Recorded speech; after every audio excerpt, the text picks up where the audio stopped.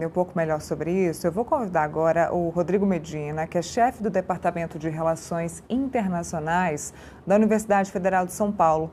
Rodrigo, muito boa tarde. Antes de mais nada, Rodrigo, já me escuta, pessoal?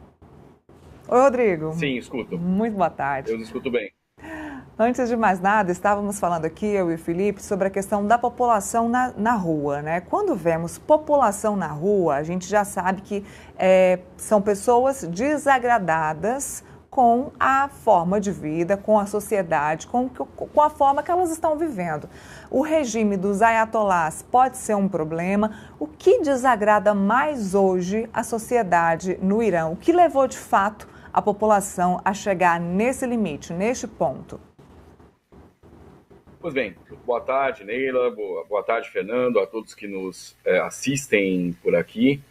Há uma conjugação de fatores que devem ser levados em consideração, né, para que nós consigamos compreender o que leva a uma mobilização contra o regime iraniano de tamanha envergadura.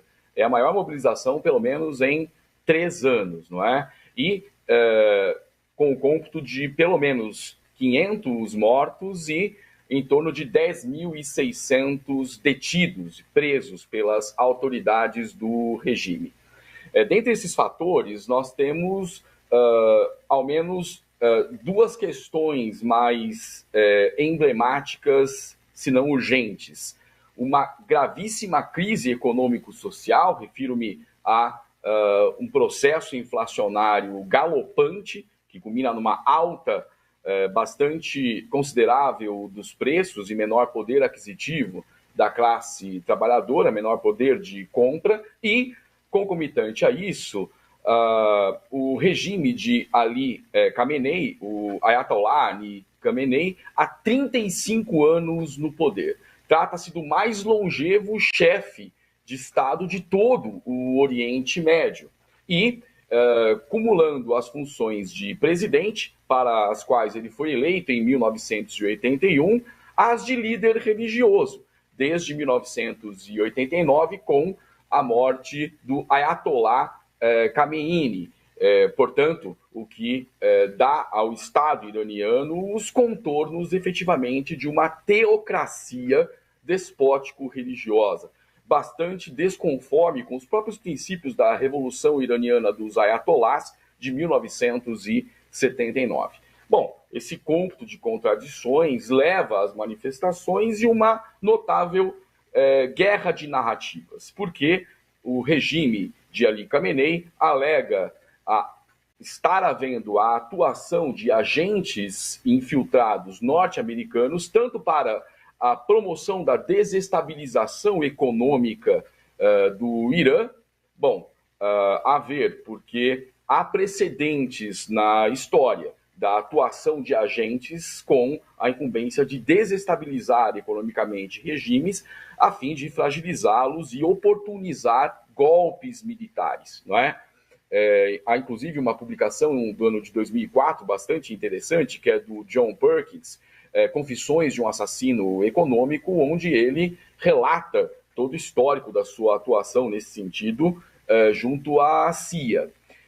E também o regime acusa a atuação de agentes infiltrados na depredação e incêndio de mesquitas e prédios públicos, bem como atribui parte das mortes à atuação desses agentes infiltrados que, portanto, teriam a função de insuflar as massas contra o regime iraniano.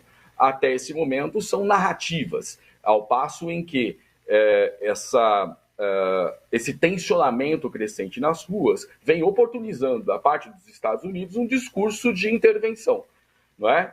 Sinaliza Donald Trump uma reunião que estaria sendo chamada, inclusive a propósito do contato feito por autoridades iranianas com a Casa Branca, mas já fala abertamente em intervir na região com o apoio de Israel, porque também se antecipou Benjamin Netanyahu a prestar todo tipo de apoio em caso de uma ação norte-americana na região.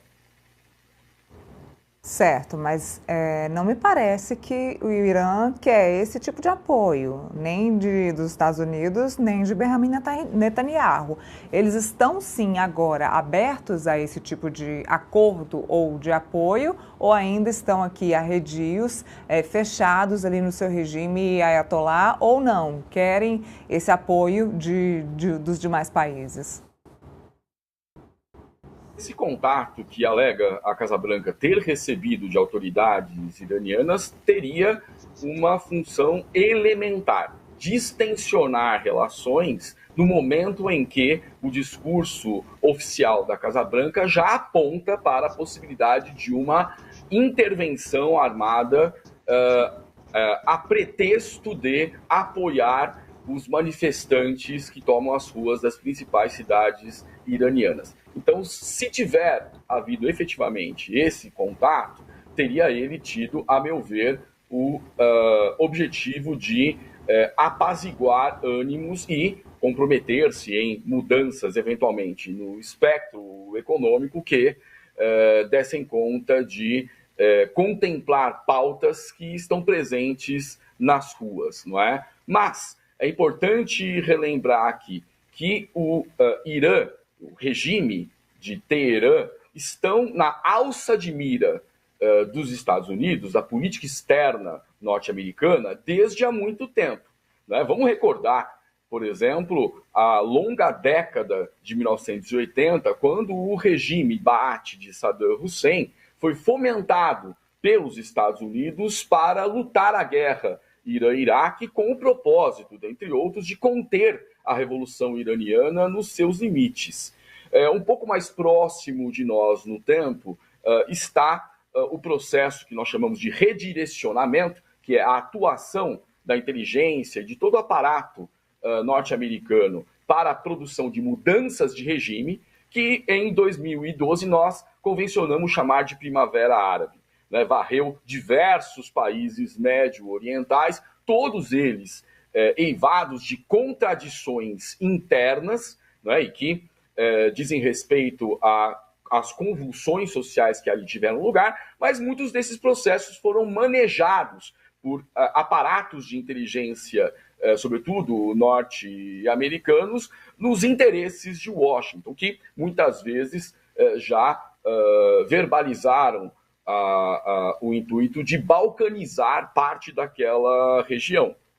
Bom, a gente pode detalhar isso mais adiante. No entanto, essa estratégia de redirecionamento, naquele momento que nós chamamos de Primavera Árabe, mais uma vez, não é? E que pretendia chegar até Teherã, essa seria, a meu ver, a estação final das mudanças de regime, encontrou um paredão: a guerra civil na Síria, né, e todo o seu desdobramento subsequente, sobretudo elevando tensões entre Estados Unidos e Rússia.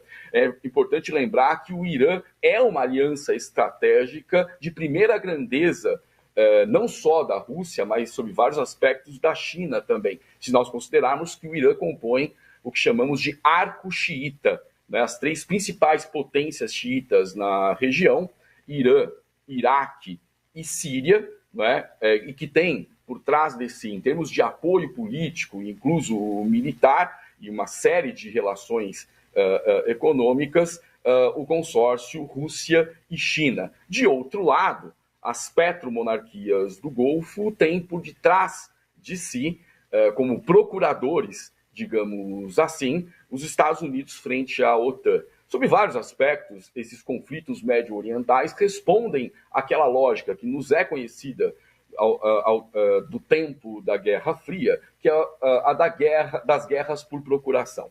Não é? Então, esses tensionamentos que se avizinham, sobretudo com as possibilidades de uma intervenção norte-americana no Irã, o que eu acho nesse momento difícil, né? Mas, enfim, o Trump tem por hábito, né, nos tomar a todos de surpresa. Os nossos cálculos estratégicos parecem não funcionar bem para antever suas ações.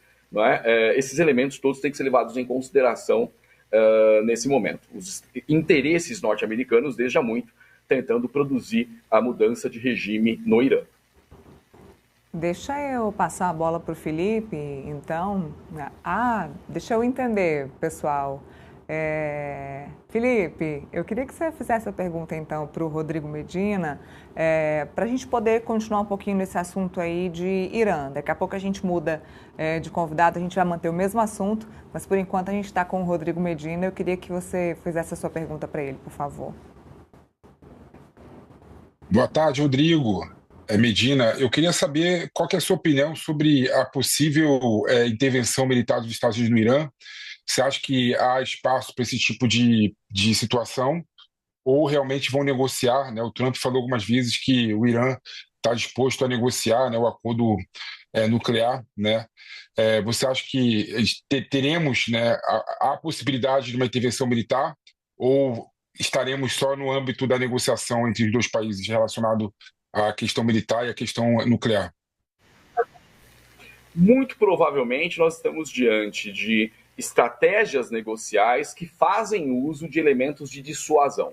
Vamos lembrar o que disse o Marco Rubio logo após o que a inteligência norte-americana e o discurso oficial chamou de extração de Nicolás Maduro. Disse Marco Rubio, está recolocada a estratégia da dissuasão na política externa norte-americana, ou seja, antagonistas tenderão a aceitar os termos da política externa norte-americana, temendo uma intervenção armada, uma ação para deposição ou mudança de regime, e isso favoreceria, em termos negociais, os interesses norte-americanos. Então, é mais nesse sentido que a gente deve compreender a dureza desse discurso recente, né, de Donald Trump, mesmo porque internamente ao Irã, as elites não manifestam o desejo de apoiar qualquer iniciativa de mudança de regime, e essas alianças são absolutamente fundamentais para a produção dessas mudanças, enquanto não há oposição organizada, né, que possa tomar o lugar após uma ação assemelhada àquela que ocorreu na Venezuela e, repito, não há elementos que informem a possibilidade disso vir a acontecer no Irã, sobretudo porque se trata de uma fortaleza militar de poder muitas vezes superior à Venezuela. Né? Isso deve ser levado em consideração nos cálculos que a gente faz de política de poder, não é? Porque apenas o poder pode impor limites ao poder. Nesses termos, eu considero, não é, que elementos do corolário Roosevelt da doutrina Monroe, a política do Big Stick, ou seja, fale suavemente, não é, enquanto carrega, não é, um porrete, ajudem a compreender essas novas estratégias, novas velhas estratégias negociais que têm sido assumidas por essa nova gestão Donald Trump. Bom, Rodrigo, eu vou pedir licença um minutinho para o Rodrigo. Daqui a pouco ele vai voltar para conversar com a gente sobre outro assunto, sobre